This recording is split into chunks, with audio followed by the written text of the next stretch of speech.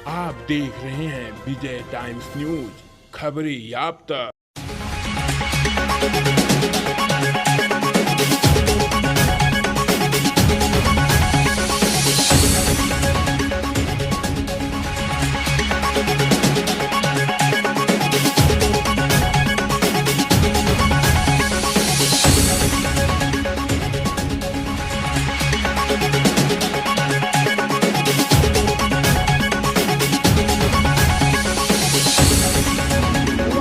मुबारकपुर विधानसभा में आज नामांकन भारतीय जनता पार्टी ने अपना दर्ज किया है, या ये सभा चल रही है नामांकन को लेकर। और अरविंद जायसवाल जो भारतीय जनता पार्टी के प्रत्याशी हैं वो बिल्कुल हमारे साथ मौजूद हैं, अपना समय दे रहे हैं। आज सर, आज के ये नॉमिनेशन के बाद अभी आपने फाइल किया कि नहीं किया? कर दिया। नॉमिनेशन फाइल करने के बाद अब वो प्रमुख मुद्दे क्या रह जाते हैं जिनके बेस पर आप लोगों के बीच जाएंगे और सदन पहुंचने की पुरजोर कोशिश करेंगे? देखिए, सबसे बड़ी बात तो हम भारतीय जनता पार्टी के उम्मीदवार हैं, जो देश की सबसे बड़ी पार्टी है और डबल इंजन की सरकार चल रही है देश में, आदरणीय मोदी जी का, प्रदेश में आदरणीय योगी जी का।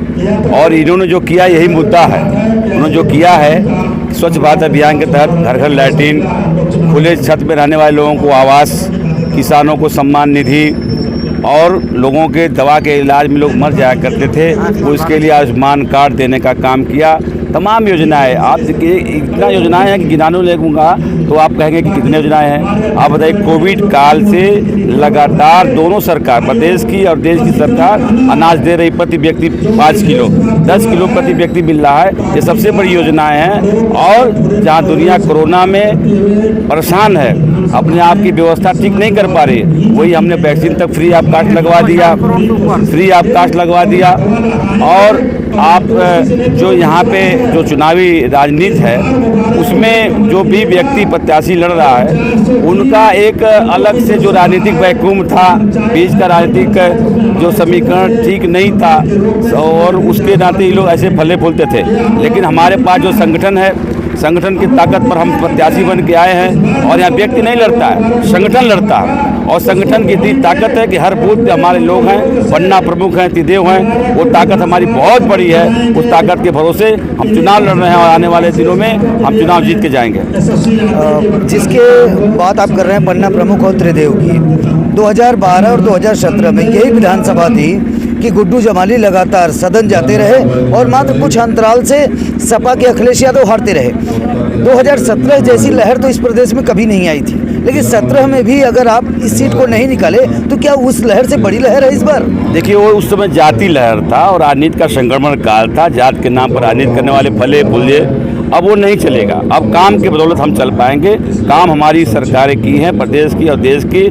और यहाँ के लोगों ने देखा है कि सब बहुत सी योजना, जैसे मान लीजिए बुनकरों का योजना है, बुनकरों के लिए बहुत सी योजनाएं चल रही है। देश के सारे क्षेत्रों में काम हो रहा है, लेकिन मुबारकपुर क्षेत्र में जो हमारे जनप्रतिनिधि स्थानीय स्तर, ग्राम स्तर से लेकर के विधानसभा के स्तर के लोग जो जनप्रतिनिधि हैं, उन्होंने काम नहीं किया।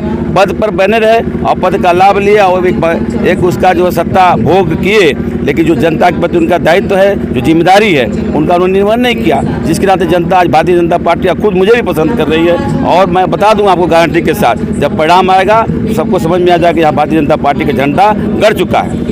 विपक्ष पर क्या कहना चाहेंगे, और जो स्थानीय विधायक जी हैं उनके 10 साल के कार्यकाल पर क्या कहना चाहेंगे? समूचे विपक्ष को लेकर पूछ रहा हूँ। देखिए, मैं विपक्ष के बारे में बहुत कुछ नहीं बोलता, उन्हीं लोगों से पूछिए, क्योंकि उनकी राजनीतिक क्षमता जो है, मैं समझता हूँ कि अभी सैसों काल में है। जात के नाम पर राजनीति करते हैं, लोगों को बांटने का काम लोग करते हैं। कोई राजनीतिक सोच है उनका, कोई चिंतन है, कोई विजन है उनका? कोई विजन नहीं है। और विजन के लोग हमारी भारतीय जनता पार्टी में पड़े हुए हैं। भारतीय जनता पार्टी विजन के हिसाब से काम कर रही है। सबसे बड़ी जरूरत तो स्वास्थ्य के क्षेत्र में होना चाहिए था। यहाँ पे सरकार की तमाम योजनाएं चल रही है, लेकिन स्वास्थ्य व्यवस्था नहीं ठीक कर पाए।